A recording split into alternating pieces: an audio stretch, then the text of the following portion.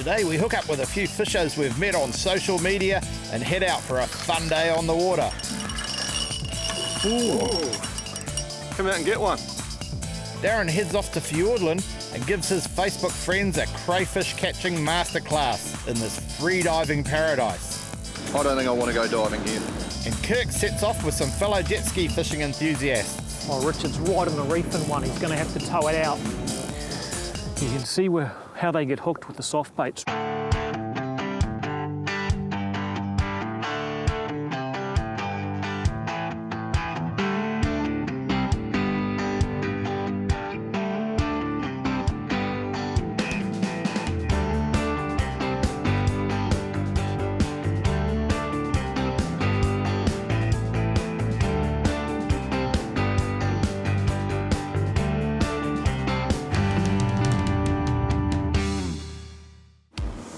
It was exciting being invited out for a midweek fishing trip by Peter Breed and his fishing buddy Chris Halligan. The day was full of potential and the expectations were high as all the signs said the fish were biting. Welcome to Daiwa Fishy Business. Well, social media has a lot of good points, has a few bad points as well. But one of the magnificent things about social media is it brings fishermen together and they share a lot of information. And they find out where the fish are and what's going on. And today what we're doing is we're heading out with a couple of people that we've met on social media for a bit of fishing. And unlike normal, I'd normally take them out on my boat. Today, I've come out with Peter Breed on his boat. And anyone that invites me out on his boat, it's got to be a good fella. And here I've got the first fish of the day. And it's a beautiful fat kahawai. Hopefully the first of many. She's a beautiful start to the day. Doesn't get any better than that. We were hooking fish after fish. There we go. You on there, mate? A little bit of fun. Geez, they Kahawai. go, don't they? Sea salmon. The old kahawai.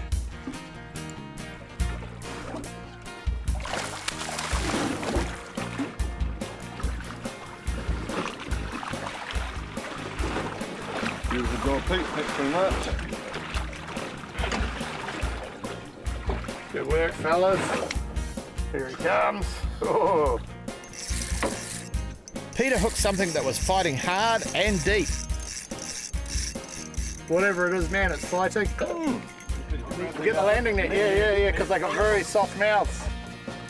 Beautiful trevally. Oh, she's a beauty. Take your time. Yeah, they fight these guys. Look at that. That's magnificent.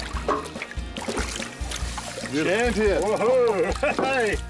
Mate, if fishing with you guys is like this, I'll come out all the time. Trevally make a welcome addition to the catch at any time. Might be one for the fry pan.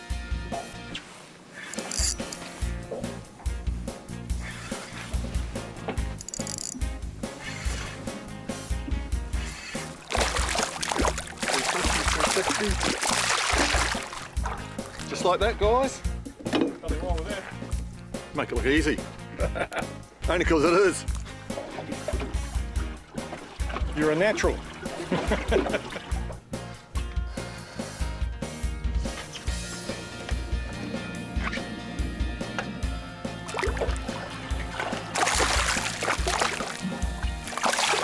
Love your work. Good work. Well done.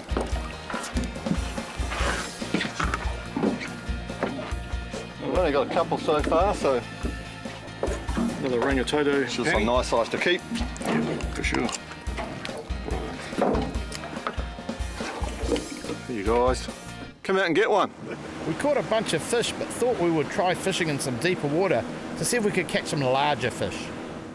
It's easy to fish a combination of lures and baits when you're drift fishing. Both techniques have advantages and work well. Benefit of fishing with two hooks, I suppose. Better give us a look at that. They like a bit of squid. Two at once. Tip them upside down. Let them go. Oh, and we've got a snapper over here. Let me get him for you, mate. Beautiful. That's good fishing. Well done. This is on quite heavy gear too. Ooh. Just as well it's on my new fin though. So what are you doing there? Just drifting a pulley? No, to the bottom, a little bit of weight. There's enough current just to move it, I think. Oh, there we go.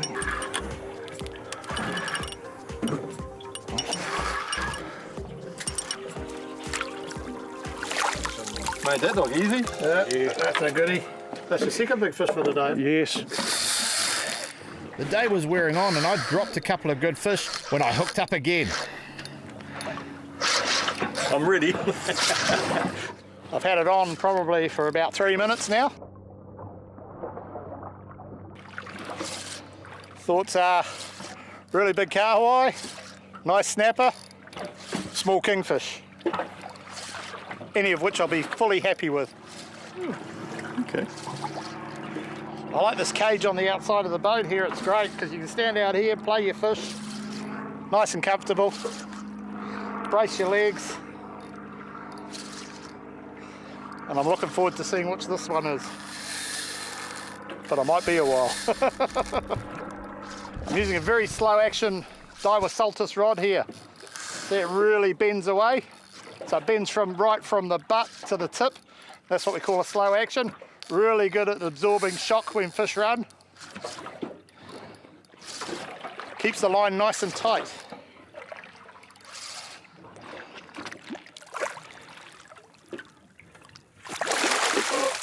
He's just about there, Chris. Great work, good netting. One for the boat. What a way to finish a day. Nice fish like that. Cheers, Pete. Next, Darren gives a crayfish catching masterclass in the remote fish-filled waters of Fiordland. I don't think I want to go diving here.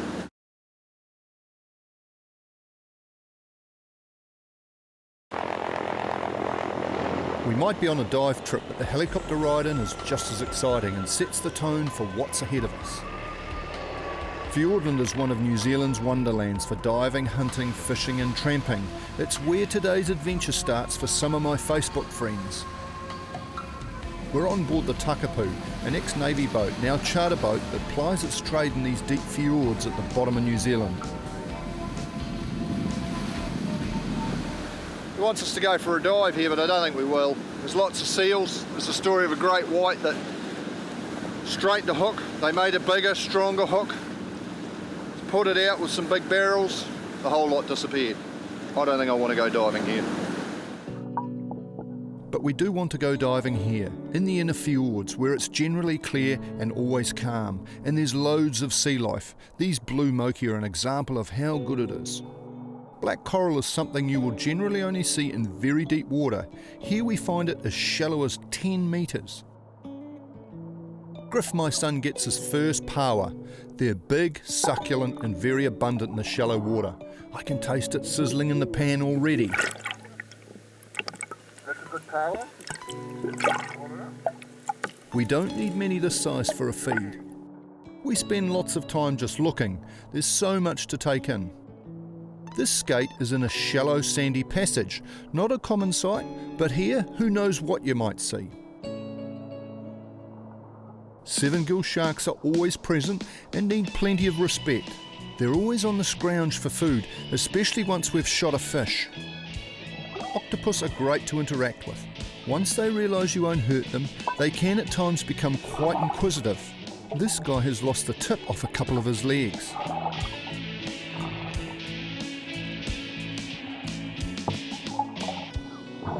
Of course, Fiordland is famous for crayfish. In places you still find holes loaded with them. Now, one of the things I get asked on a regular basis is how do I catch a crayfish, or how do I grab it? And that all depends on how they're sitting in the hole. So a lot of the time, the underhand grab like that is the best, if you can. Obviously my hand's not there. So they're sitting in a hole like that. You come in, slowly, slowly, slowly, and then grab. But you've got to grab them with a bit of vigour. You can't just go in and wave your hands around and tap them on the horns, because the first thing they're going to do is they're going to shoot back into the hole.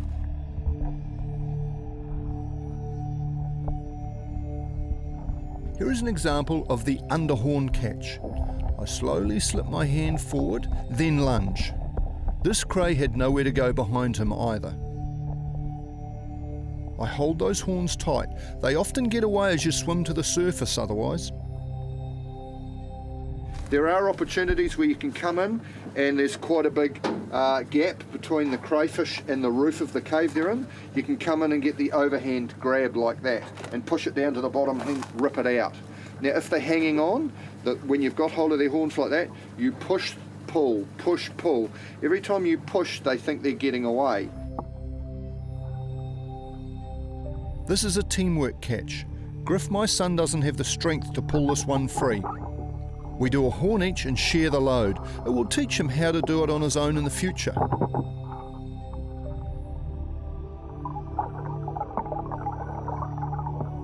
There is sometimes an opportunity to come in like that, but at the same time come around behind like that and grab their tail. So sometimes, if you can be tricky enough, you can be waving this hand in front of their horns like this. Don't touch them, just wiggle your fingers a little bit, and at the same time quietly slip a hand around behind them, move your hand a little bit, they'll shoot backwards into your hand. You can start pushing them out, then grab them by the horns, pull them out.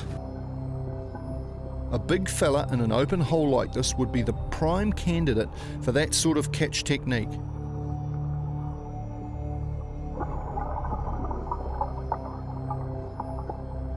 Griff needed to come over the top, put one hand behind and wave the other in front. He's back safe in his lair. Don't grab legs. Legs are a waste of time. All you're going to do is rip legs off. If you find you've got a handful of feelers, don't try and pull it out. Try and hold it there. And if you can hold it there like that, you then slip your other hand in underneath quietly and get hold of the horns. But if you've only got feelers, do not try and pull it out. Just hold it. Just keep it still. The space here allowed this diver to do exactly that. Now, one thing you never want to do is get your fingers stuck or your thumbs stuck down in here in these big fighting claws, because you can see here they've got these huge big spines. These ones here, underneath here, these ones. Now if you get a finger or a thumb jammed down in there, see how he's closed that up. That's why they're called a fighting claw. He gets hold of things in there. That's how he destroys his opposition, and I suppose things he's eating. He grabs them and drags them down into there, and he'll close that and crush. See how he's trying to get my finger? I like to, if it's a big cray, sometimes like that, tuck the tail in and hold the tail tight. That's their propulsion. If you hold that tail like that, they can't. They've got no propulsion at all from there. But at all times, be careful of those big fighting claws.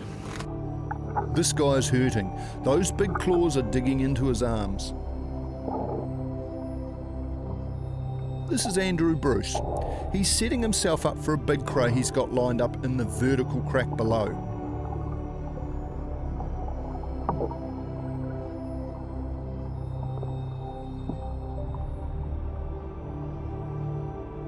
It's a goodie with nowhere to go, but he still needs to make sure he does everything right with a cray this big. It's a sitter. As a cray diver, you live for this sight. Andrew does the perfect job. Going inside a cave like this needs to be thought out. A torch would help. If you get stuck, it's all over. Crays are often in a cave roof like this and can be tricky to extract.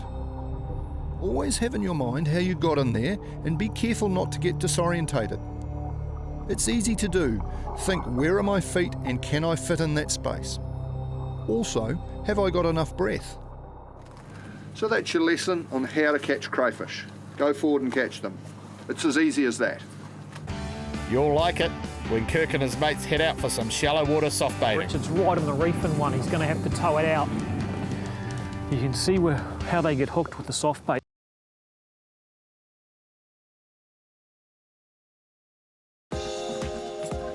Often on the show I fish by myself, but today I'm going to try something a bit different. Fishing from a ski is a really popular way of fishing, and the versatility of being able to hook it on the back of the car and tow it with ease when an opportunity arises means anything is possible.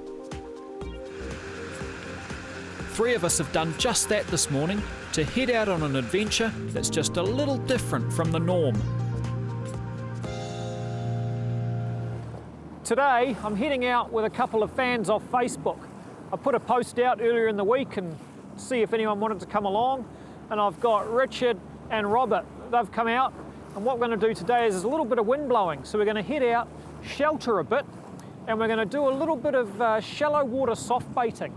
I'm going to show the guys a few techniques that I use when fishing in shallow water, and hopefully I'll learn a couple off them as well. There's a number of different techniques you can use when soft baiting.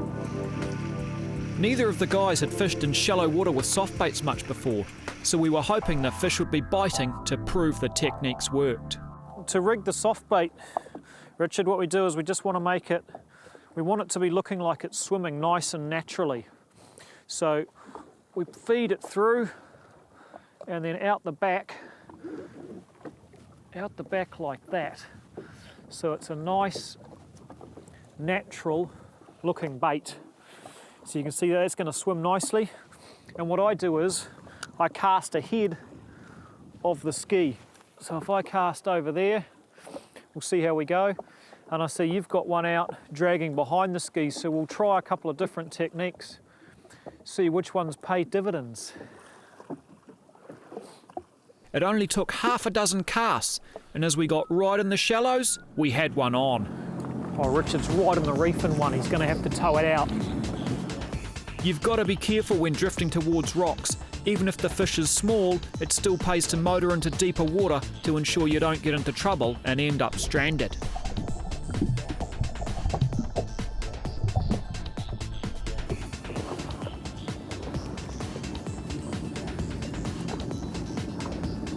That's a respectable snapper, nice eating. It's a good eating size. Yeah. We'll take that one, I think. Yeah.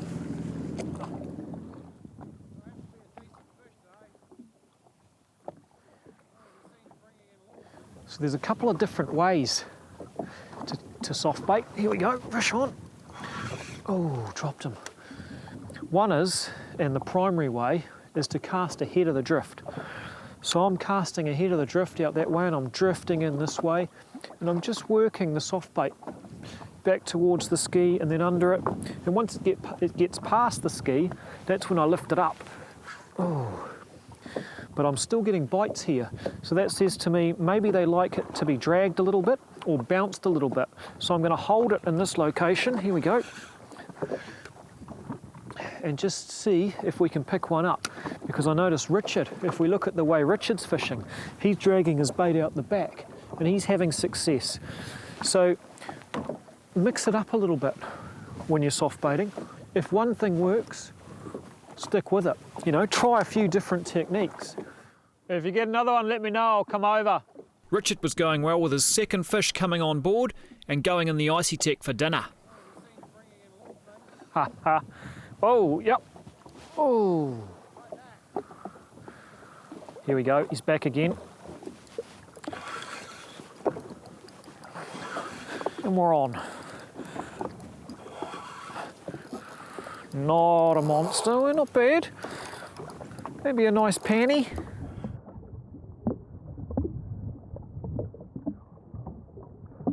Here he comes.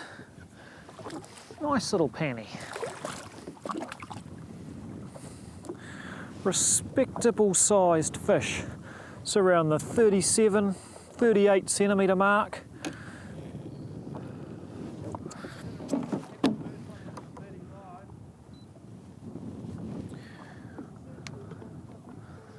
We've come around the other side of that big island now into some even shallower water.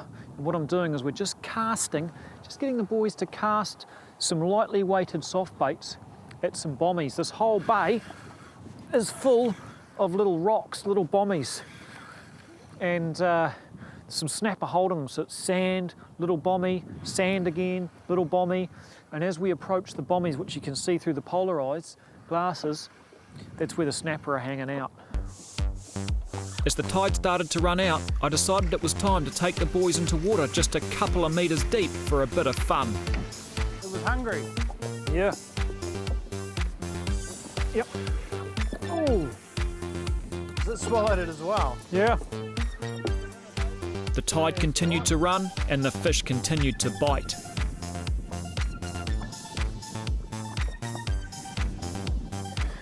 You can see how they get hooked with the soft baits right in the corner of the mouth, and that means if you want to release them, and I'm not releasing this one because he's a perfect eater, but if you want to release them, that hook just pops out like that and he can go back and swim again.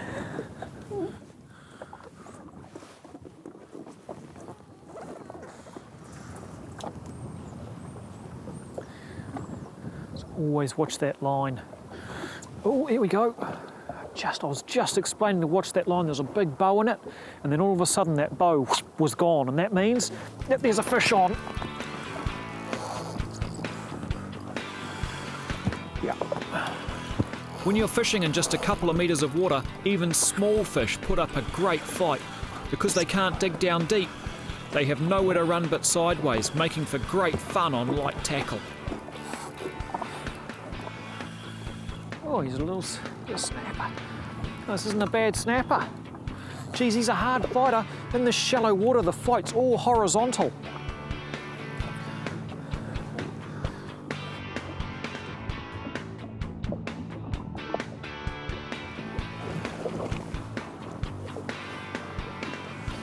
And here he comes, just as we drift right into the rocks.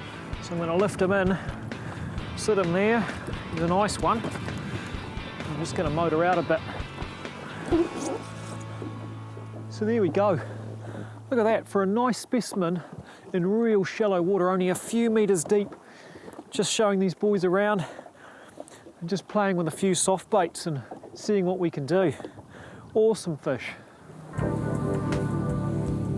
With plenty of fish for dinner and a great day under our belt, it was time to start the journey home.